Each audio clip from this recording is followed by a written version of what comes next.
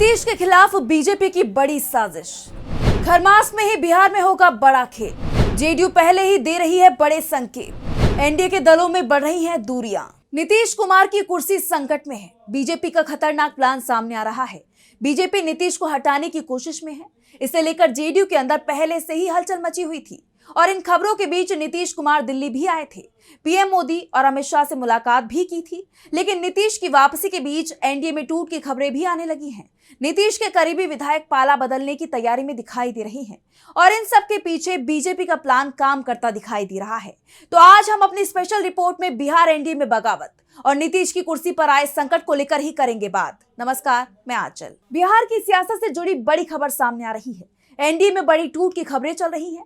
नीतीश के करीबी उपेंद्र कुशवाहा की पार्टी संकट में फंस गई है और संकट खड़ा हुआ है बीजेपी के चलते। दरअसल राष्ट्रीय लोक मोर्चा चीफ उपेंद्र कुशवाहा ने जब से अपने बेटे दीपक प्रकाश को नीतीश सरकार में मंत्री बनवाया है, बीजेपी हाईकमान इससे नाराज बताया जा रहा है। अभी तक इसे लेकर सार्वजनिक रूप से नाराजगी तो जाहिर नहीं की गई है, लेकिन कुशवाहा को किनारे लगाने का खेल शुरू हो गया है। बीजेपी की तरफ से कुशवाहा की पार्टी में सेंधमारी शुरू कर दी गई है। 2/3 विधायकों को बीजेपी ने अपने पाले में कर लिया है। बस एक चिट्ठी विधानसभा स्पीकर को गई, उसके साथ ही कुशवाहा के हाथ से उनकी पार्टी भी चली जाएगी। दीपक प्रकाश की कुर्सी तो पहले से ही संकट में है। वो किसी भी सदन के सदस्य नहीं है। उपेंद्र कुशवाहा कह रहे हैं कि चुनाव में बीजेपी ने वादा किया था कि एक एमएलसी की सीट आरएलएम को दी जाएगी। इसी तरह का वादा जीतन राम मांझी कर रहे हैं।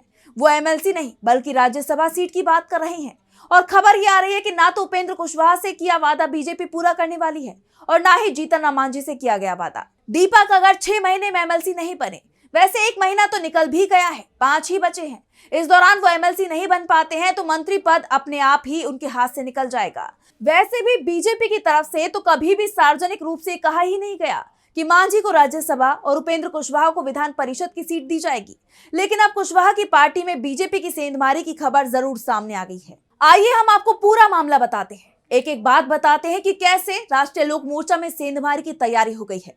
सेंधमारी विरोधियों की तरफ से नहीं हो रही है, पूरी साजिश के तार सहयोगियों की तरफ ही इशारा कर रहे हैं। वैसे उपेंद्र कुशवाहा के खिलाफ ये कोई पहली बार साजिश नहीं हो रही है। आपको लोकसभा का चुनाव तो याद होगा ही।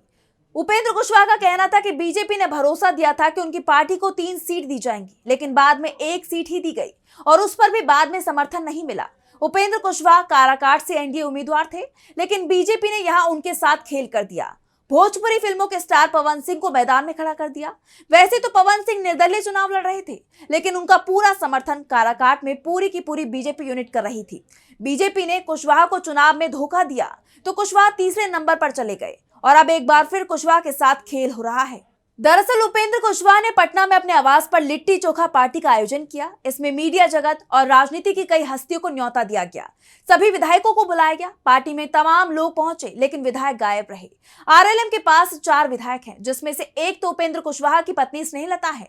बाकी के 3 विधायक माधव आनंद, रामेश्वर महतो और आलोक सिंह है और इन तीनों ने ही उपेंद्र कुशवाहा की लिट्टी चोखा पार्टी का बहिष्कार कर दिया।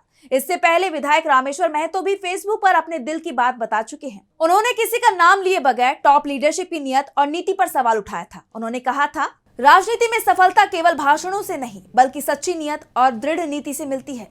जब नेतृत्व की नियत धुंधली हो जाए और नीतियां जनहित से अधिक स्वार्थ की दिशा में मुड़ने लगे, तब जनता को ज्यादा दिनों तक भ्रमित नहीं रखा जा सकता। आज का नागरिक जागरूक है। वो हर कदम, हर निर्णय और हर इरादे को बारीकी से परखता है। तो उनकी नाराजगी उपेंद्र कुशवाहा से थी। तब ये कहा गया था कि महतो मंत्री नहीं बनाए जाने से नाराज हैं, लेकिन अब बात नाराजगी तक सीमित नहीं है, बात बगावत की तरफ जाती दिखाई दे रही है। आरएलएम के 4 में से 3 विधायक यानी 2/3 से ज्यादा विधायक ही कुशवाहा की पार्टी में नहीं पहुंचे, जिसकी जगह वो दिल्ली पहुंच गए। दिल्ली में बीजेपी के कार्यकारी अध्यक्ष नितिन नवीन से मुलाकात की और इसके फोटो भी सोशल मीडिया पर पोस्ट किए गए हैं। खुद आरएलएम विधायकों की तरफ से ही इन तस्वीरों को पोस्ट किया गया है। सवाल उठ रहे हैं कि पार्टी का कार्यक्रम पटना में था तो विधायक किसके इशारे पर दिल्ली गए थे और दिल्ली में बीजेपी के कार्यकारी अध्यक्ष से क्यों मिल रहे थे। आमतौर पर बीजेपी के दिग्गज नेताओं को भी बीजेपी के कार्यकारी अध्यक्ष से मिलने के लिए लंबा इंतजार करना पड़ता है, लेकिन आरएलएम के विधायक दिल्ली आए और उन्हें सीधे नितिन नवीन से मिलने की परमिशन मिल गई।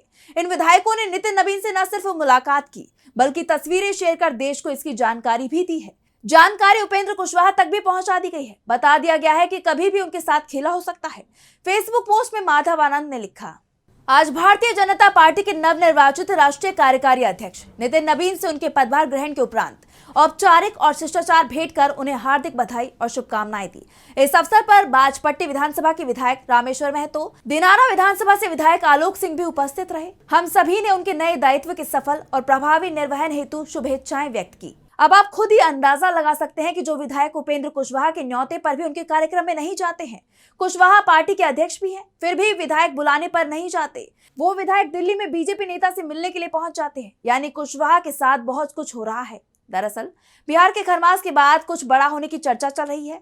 खबर यह भी आ रही है कि बीजेपी को सूचनाएं मिल रही हैं कि खरमास के बाद नीतीश पाला बदलने वाले हैं। नीतीश के साथ उपेंद्र कुशवाहा भी पाला बदल सकते हैं और इसका कारण भी है। एलजेपीआर के चीफ चिराग पासवान और हम के नेता जीतन राम मांझी तो केंद्र में मंत्री बने हुए हैं, लेकिन कुशवाहा के पास सिर्फ राज्यसभा की सीट है और उसका कार्यकाल भी अप्रैल 2026 तक ही है। इसके बाद वो कुर्सी भी चली जाएगी, यानी कुशवाहा के पास खोने को कुछ भी नहीं है। ऐसा कुछ भी नहीं है जो पाला बदलने से उनके हाथ से चला जाएगा। उपेंद्र कुशवाहा नीतीश के करीबी भी माने जाते हैं। ऐसे में नीतीश जहां जाएंगे कुशवाहा भी वहां जाएंगे। नीतीश कुमार तो खरमास में पाला बदलने का खेल नहीं करते हैं, जो भी करते हैं उसके लिए खरमास खत्म होने का इंतजार करते हैं।